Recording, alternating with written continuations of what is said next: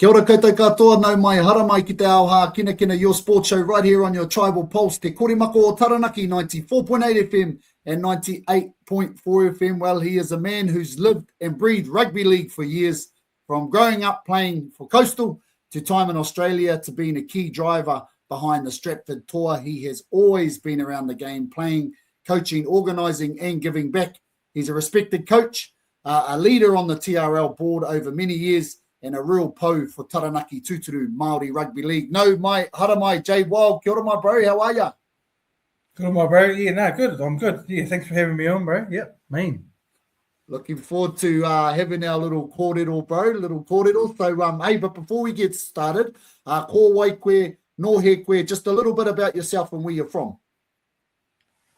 Yeah, kia ora. So, I'm Jade Wylde. I was born in Opunake back in 82, back in the ra. My parents are Trish Wylde and Wayne Lewis. Some people might know him. I've got three sisters, Jenna, Jane, and Hope. Lived in Opunake till I was about 14. Then we moved to New Plymouth and went to Boys High from there.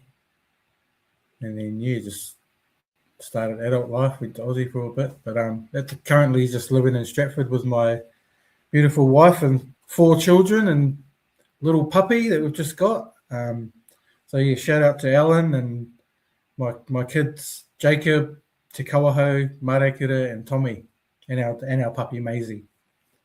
Beautiful, beautiful. What an amazing family you do have now. 82, special year 82 that was, but I won't say why, but hey, now where did your love for league kind of start? Like, growing up around Coastal, what was it that hooked you into rugby league early in life?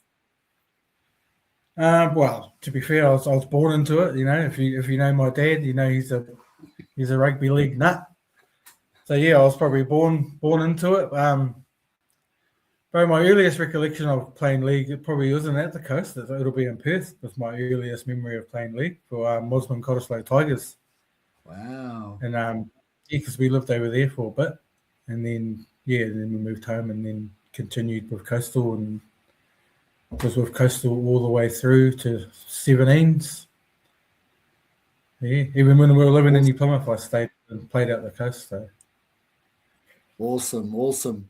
Now, Coastal Cobra had heart, but you spent time, like as you mentioned, playing in Australia. What did that experience kind of give you, and how did it shape the way you see the game now? I know you went over, I think, with a group of mates, how was that experience, and how do you think it's helped you with what you're doing now?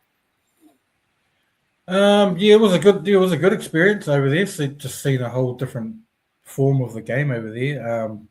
You, after playing in Aussie, you understand why they're the best in the world and have been for many, many years. Like it's like a whole different game over there.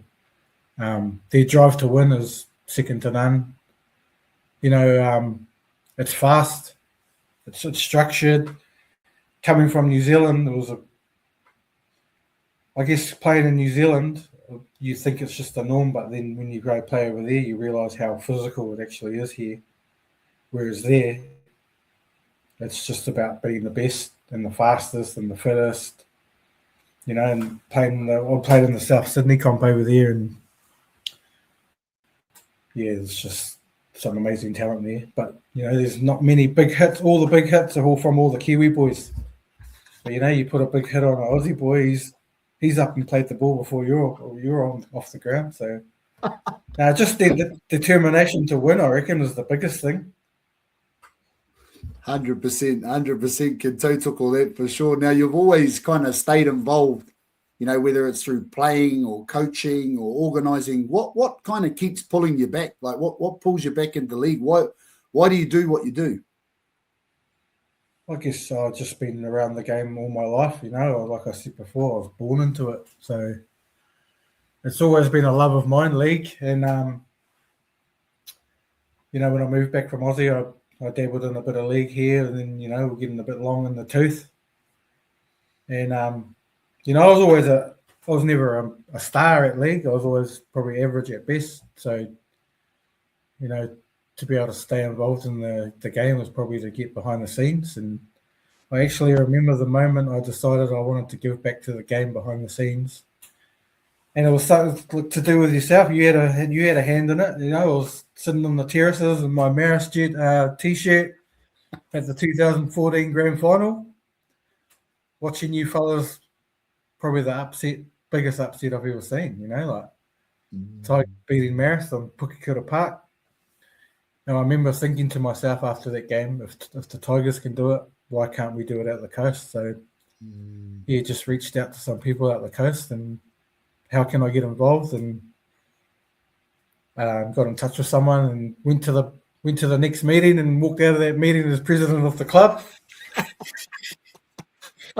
Oh, and you had some awesome years there as well. But obviously, off the back of that, you've moved to Stratford, and the Stratford Toa have become a big part of your story, of your life. You know, how did the club come together, and what was the original vision? You know, like in the old days, there was the Midhurst Magpies, and I think Eltham had a club. And so what was, how did it all come together, and what was the vision?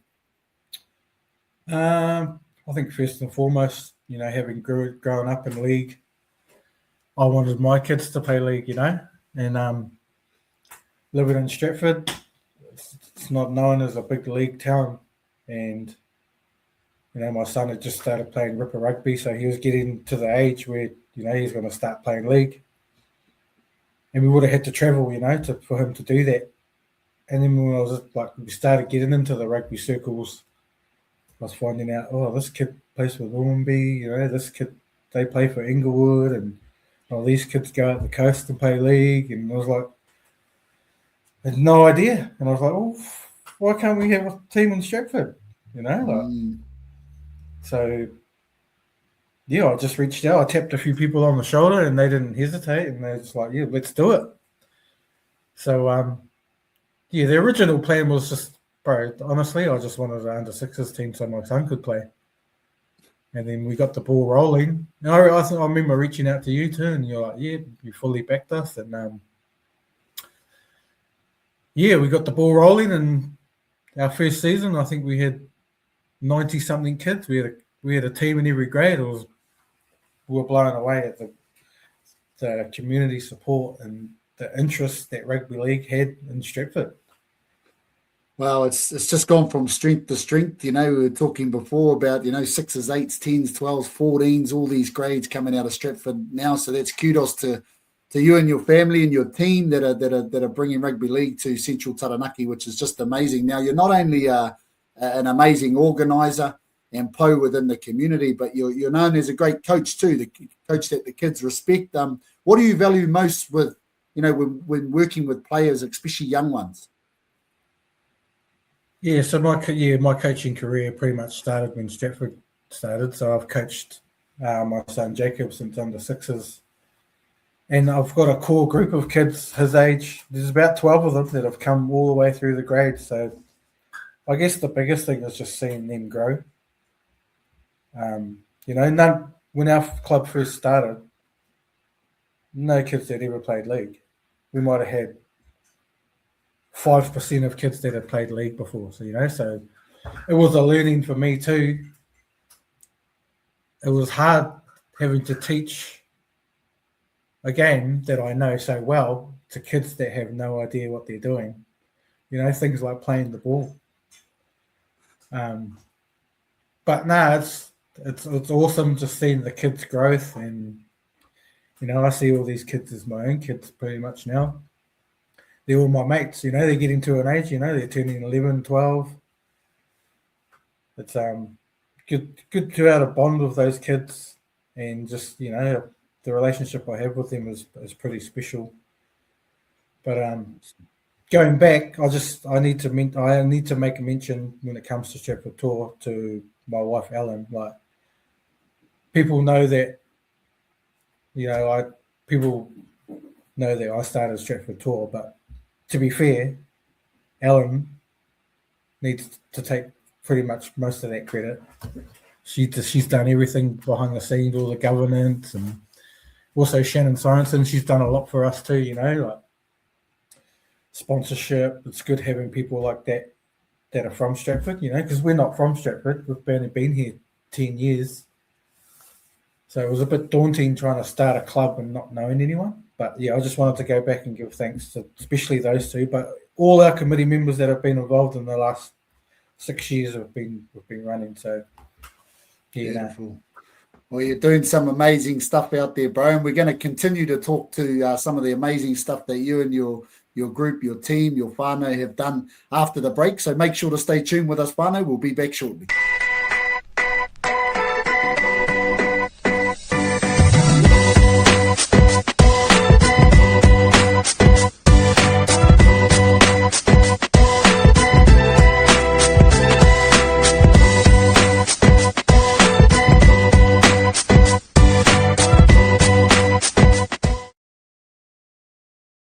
Kia ora koutou wānau. We are here with Jade Wylde having an awesome kōrero on his journey in his beloved sport, rugby league. Now, Jade, you've been on the TRL board and with Taranaki Rugby League in different spaces. What, from a governance point of view, what do you think the game needs, not only here in Taranaki at the moment, but throughout Aotearoa? What are some of the key needs that are needed for our game?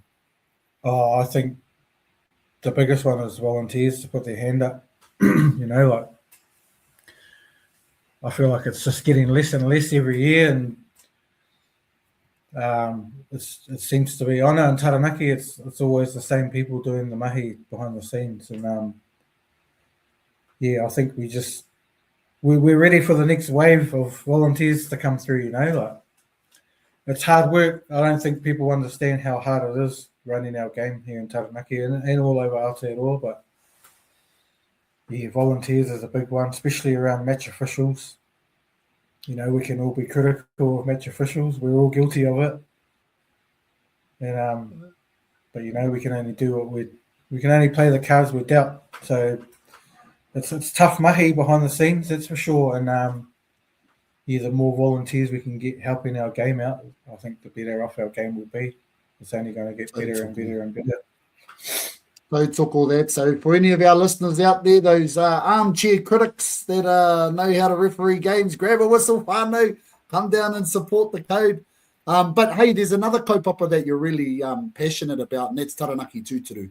It means a lot to you, this kaupapa, and to the whānau of the coast. What does being a part of that kaupapa kind of mean to you personally? Oh, bro, it's everything to me. I remember back in 2015, you tapped me on the shoulder and ran us by an idea you had about running a tournament for Māori Rugby League here in Taranaki, and you reached out to me and Mark Davis and Caleb Britai and asked if we could get Taranaki Tūturu up and running. And I was like, I had no idea really. I was still new to the background stuff. I was you'll give it a crack. We'll just get the coastal boys, enter a team in the Māori comp, and it's just growing from strength to strength. Like the first year at Rahotu, we just scratched the team together. We borrowed coastal jerseys, and the second day we only had 11 players, and but it really opened my eyes to Māori Rugby League, that it's totally different from club rugby league, and that first tournament made me realise that it's more than rugby league, and I still remember watching Ngā Ruahine at that first tournament, and I was like, wow, that's what it's all about, they'll die for that jersey. So it's something I wanted to implement for my iwi, and it's been a hard graft, but throughout the years it's just growing and growing, and it's got better and better, and obviously our team's got better and better. But I feel like the most important thing is the behind the scenes stuff, and just knowing who you're playing for and why we're playing for Tūturu. And it definitely holds a special place in my heart, Taranaki Tūturu Rugby League. And, for the past 5 years, I've been like, this is my last year. As everyone that organises these teams knows it's an all-year thing. And, but, I can't step away knowing that it's not in good hands. I just, if anyone's ready, I'm ready to step down. If anyone's ready to take my place at Tūturu, but at the same time, it's still very, very, very important to me. I don't even know if I could step away. And another thing is having my boy with me through all these campaigns. He was 5 the first campaign. He was fully with us, like tūkapa. And he's been there every campaign. And he's been a major part of me wanting to stay part of it. So he gets to know where he's from. And, bro, it's questionable. I reckon he's probably more passionate about Tūturu than me. Bro, at Tūmai, I was late registering him, so I couldn't get him into a touch team. So I reached out if there's any touch teams and any players. And the one team that had space for him was Te Atiawa, and he actually thought about not playing.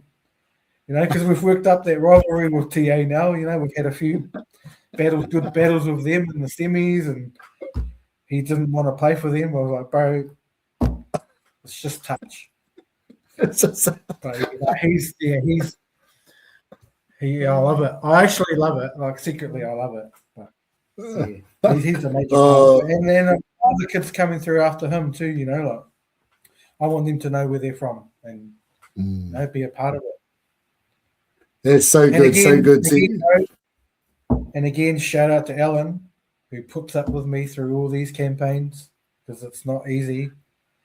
I can be snappy, but now shout out to Ellen again. She lets me do it. Well, not lets me, but she's there by my side. She's there all the tournaments. Well, you've done some amazing mahi over all those years with Tūturu and gone so close on many and many occasions, and I'm sure the time will come in the near future. Now, you can tell the love and the passion that you have for the game. Now, you mentioned your son, Jacob, and how passionate he is as well. But how special is it to walk alongside your son on this league journey and see him grow and develop? Oh, it's so special, like growing up in rugby league. I'm sure it's the same for all fathers, in the rugby league circles and in all sports circles, watching your kid come through and, show talent. But, it's not something I ever forced on him, rugby league. I never made him sit down and watch it, or made him do extras, it's just something he's grown to love himself. And, now he'll watch all the NRL games. He watches more league than I do and just lives and breathes it. And, he's always got a footy in his hand. He'll come home from league on Sundays and be out the front practicing his chip and chases. But it's special. It's special to watch him, come this far already. And even this season already, I've seen him. He's come a long way. And I think it's a credit to, he went to the Taranaki tournament with Ngā Waihotanga, and his coaches are Brendan Hikaka and Linton Price. What special coaches to have. They've been there, done it, and just see him go. Just September last year, and then obviously joining Stars as well this season. I've just noticed such a huge growth in his game, and I won't say attitude just yet, but it's coming along. But no, he's growing into a really, really good player, and it makes me proud to see how far he's come. Awesome. That's cool. Well, hey, just before we finish up, a quick fire question: Roosters or Warriors, bro? Who you backing this season? Oh, it's up to us, bro. It's our year. I love the Roosters. I've always been a Roosters fan. As a kid, I thought the Roosters were coastal. So, that's where my love for the Roosters come from, the tricolours, same colours as the coast. So I've always been a Roosters fan, but when it comes down to it, bro, it's up to us. Up the wires. Well, hey, bro, thanks heaps for coming on, brother. Like, that's nothing but respect, massive respect for the mahi that you put into rugby league and into the Taranaki communities over many, many years. You truly are a treasure within our community and someone who's admired and respected around our maunga. So keep up the awesome mahi and all the best to the Stratford Toa this year. Up the Toa. Thank you, bro. Thank you for having me.